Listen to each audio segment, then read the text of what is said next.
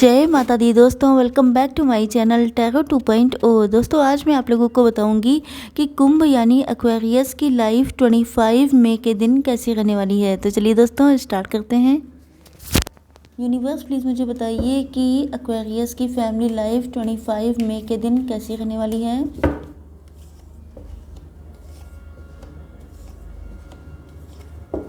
Twenty 25 मई के दिन Aquarius की बिजनेस एंड जॉब कैसी रहने वाली है। 25 मई के दिन एक्वेरियस की हेल्थ कैसी रहने वाली है।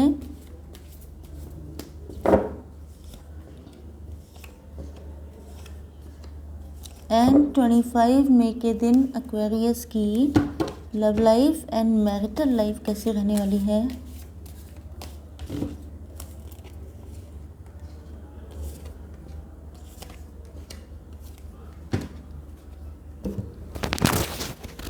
बॉटम ऑफ द डेक है एस ऑफ वैंड्स। पहली चीज़ तो ये है, जो बॉटम ऑफ द डेक का कार्ड होता है वही मेन एनर्जी होता है। तो मुझे ऐसा लग रहा है कि आप लोगों को फाइनली लाइफ में स्टेबिलिटी चाहिए, ग्रोथ चाहिए, सक्सेस चाहिए। तो या तो आप लोगों को मैरिज करनी है या आपकी लव लाइफ में आपको स्टेबिलिटी चाहिए। एंड बिजनेस कर रहे हैं, जॉब कर रहे हैं तो उसमें ग्रोथ चाहिए, सक्सेस चाहिए। ओके, तो मेन इंटेंशन आपका love life and financial life हो सकती है। यस, आपके पार्टनर के sign Cancer, Scorpio, Pisces, Libra, Gemini, Aquarius, Taurus, Virgo, Capricorn and Aries, Leo, Sagittarius हो सकते हैं। देखिए, पहली चीज़ तो ये है कि आपके पार्टनर बहुत ज़्यादा नाराज़, मिली जुली फीलिंग्स हैं, मिक्स्ड फीलिंग्स। ऐसा लग रहा है कि आप या तो कुछ ना कुछ आपकी तरफ से ऐसा हो रहा है जिसकी वजह से ये बहुत ज़्यादा डिप्रेस हो गए हैं, कम्प्लीटली डिप्रेस, बिल्कुल अकेले हो गए हैं। इनको ऐसा लग रहा है, जैसे आप देख सकते हैं ये पर्सन जो है कैसे सर झुकाए खड़े हैं। इनको लग रहा है कि जैसे इनके फीलिंग्स का क्या, इनके इमोशंस का क्या। You can see this card, ये जो सारे कप्स हैं ये गिर पड़ चुके हैं। तो इनको लग रहा है कि जैसे ऐसा नहीं है कि कोई कप है ही नहीं, मतलब ऐसा नहीं है कि इनको कोई अप्रोच नहीं कर रहा है या इनके पास ऑप्शंस नहीं हैं, लेकिन जो चीज़ें गिर गई हैं, मतलब जो रिश्ता इनको लगता है ख़त्म हो गया है या इनसे डिस्टेंस पे जा रहा है, मूव, मतलब आपके लिए। तो इनको ऐसा लग रहा है कि इनकी फीलिंग्स का क्या है। हो सकता है कि कुछ लोग इनको बहुत इनको इम्पोर्टेंस दे रहे हों।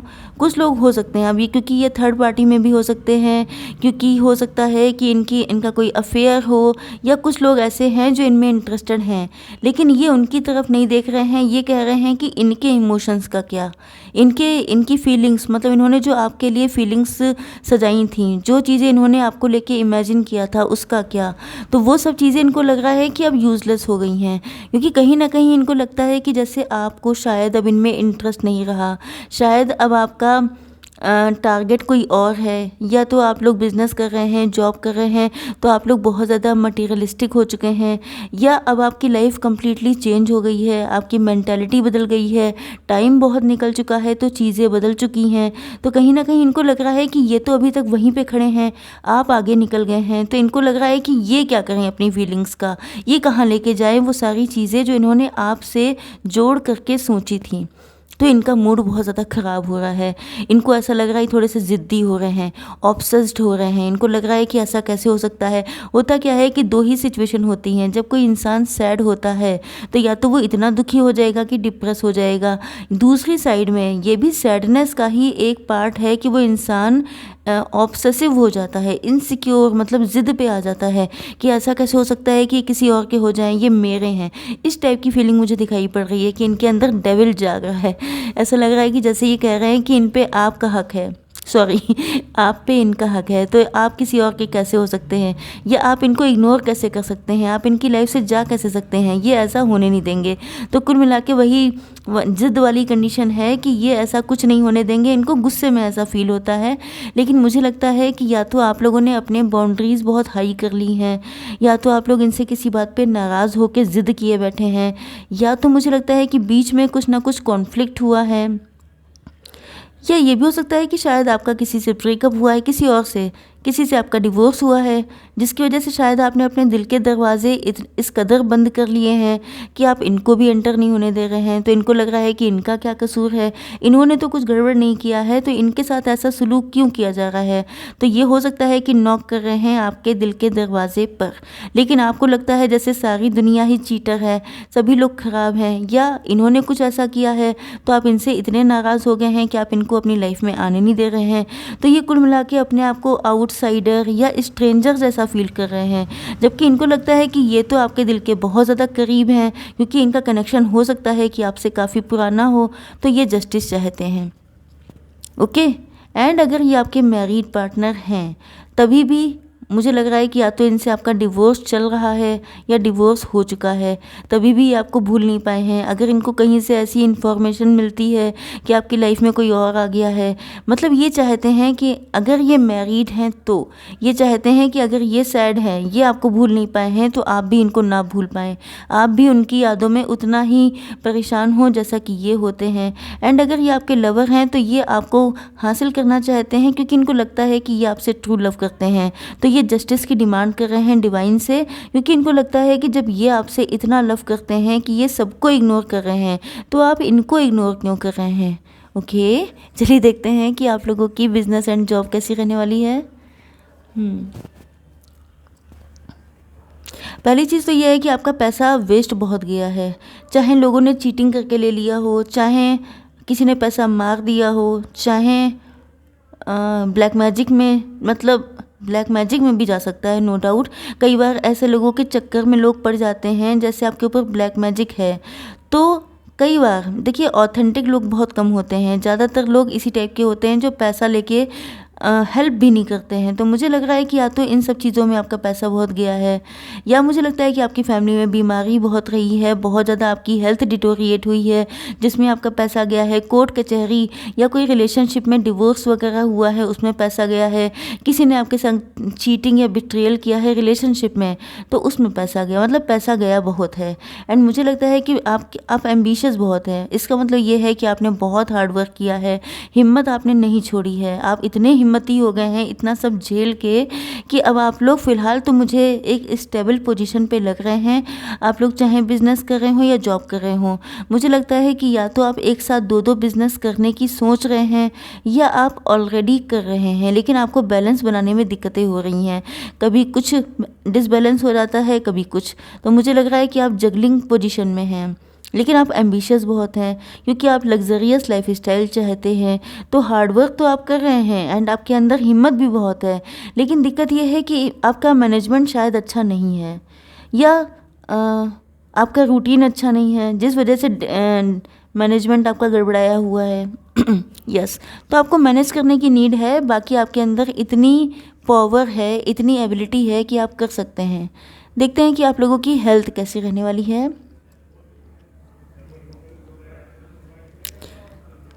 देखिए, हेल्थ के लिए मुझे यही दिखाई पड़ रहा है कि कोई ऐसी पुरानी बीमारी है जो आपको लपेट सकती है, जो आपको दिक्कत दे सकती है, तो आप उसके असर में आ सकते हैं, तो उससे आपको बच के रहना है।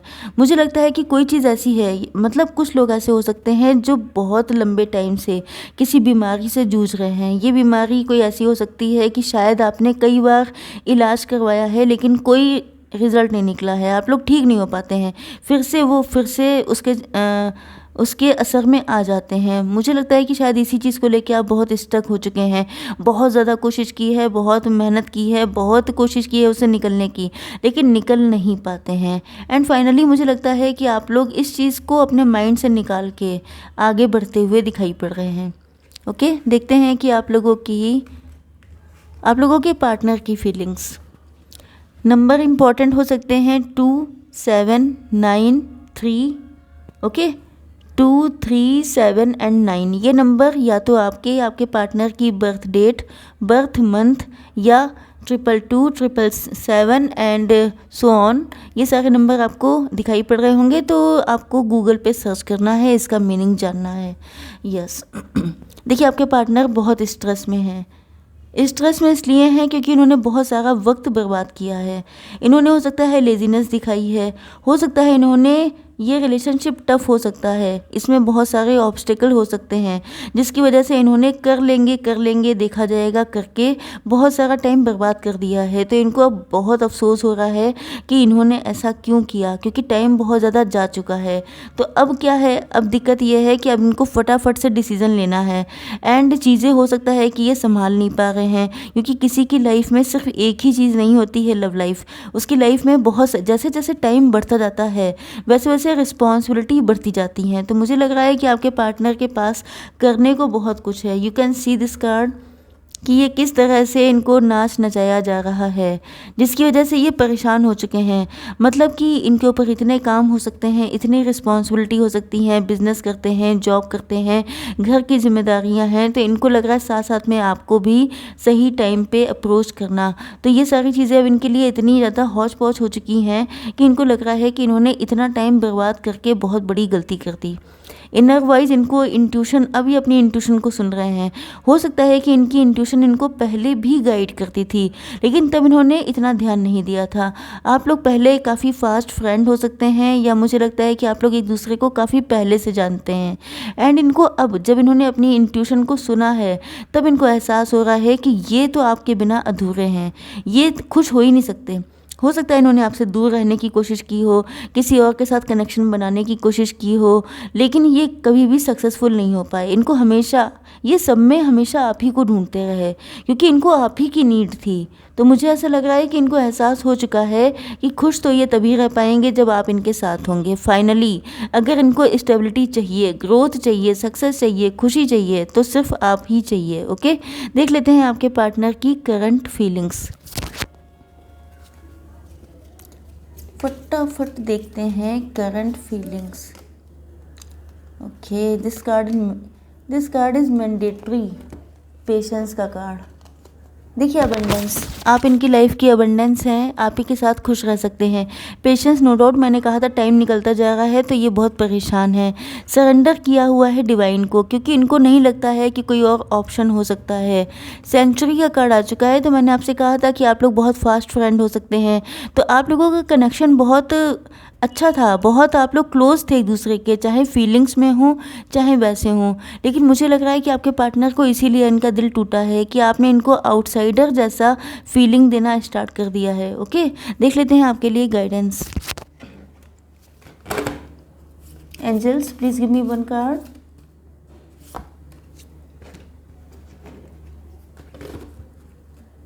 And universe, please give me one card. देखिए कार्ड बहुत अच्छे आए हैं, सक्सेस का कार्ड आया है। इसका मतलब ये है कि आपको सक्सेस मिलने वाली है, चाहे फाइनेंशियल लाइफ में, चाहे लव लाइफ में, चाहे किसी भी जगह, जहाँ भी आपको सक्सेस चाहिए मिलेगी। यूनिकॉर्न आ चुके हैं, मतलब आपसे कहा जा रहा है, ओ माय गॉड, देखिए डबल कंफर्मेशन आ गया। Success, hope, freedom, healing and magic are all available to you if you just believe. देखिए यहाँ पे मेन चीज़ यही आ चुकी है कि अगर आपको बिलीव है तो सारी चीज़ें बिलीव पे ही टिकी हुई हैं। अगर आपको लगता है कि आप सक्सेसफुल होंगे, आप होपफुल हैं, आपको फ्रीडम मिलेगी, आपकी हीलिंग होगी, तो सारी चीज़ें होंगी। लेकिन अगर आपका दिल ही नहीं कहता है, अगर आप अंदर से इतने नेगेटिव एंड डिप्रेस हो चुके हैं, तब तो मान के चलिए कि कोई भी चीज़ आपको खुश नहीं कर सकती। तो यस, आप अगर विश्वास करते हैं तो सारी चीज़ें आपकी हैं। ओके, आई होप सो कि रीडिंग आप लोगों को पसंद आई होगी। Please do like, share and subscribe my channel. जय माता दी।